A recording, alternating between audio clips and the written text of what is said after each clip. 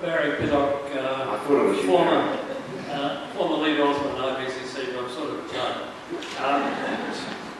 I've had trouble right at the beginning with IPCC about communication, and I think it's quite explicitly brought out in this report with the definitions of uncertainty.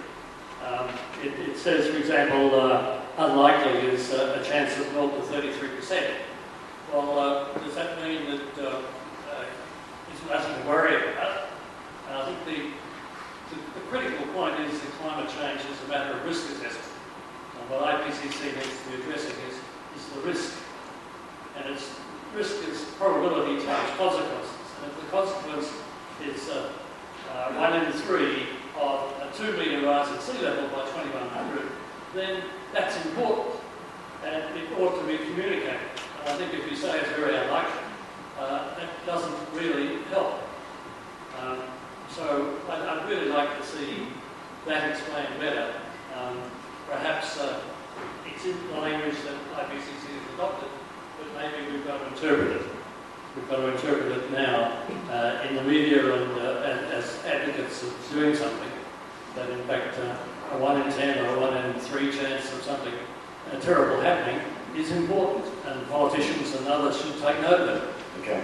Whilst you're working with who's been answering that and Penny was in the space, there's a gentleman I'm trying to identify, and I sort of waved that minute ago, and sort of my 2 o'clock. Yes, that gentleman there. Can you have the microphone next, please? Who wants to go? Penny, you want to start on risk? We were talking about it earlier. Well, I think Barrie expressed it very well. I don't have a lot to add. I think one of the Neville was mentioning earlier about the evolution of the use of very careful language in IPCC. I think perhaps one of the downsides of that is IPCC has tended to focus on statements that it can make confidently, or some high level of confidence or likelihood.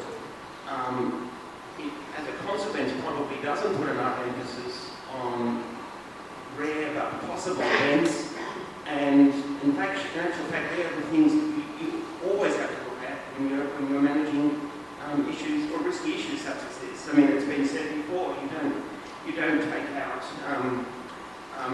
fire insurance on your house because you think it's likely it's going to burn down. You do it because it may burn down in a 1 in 100 case.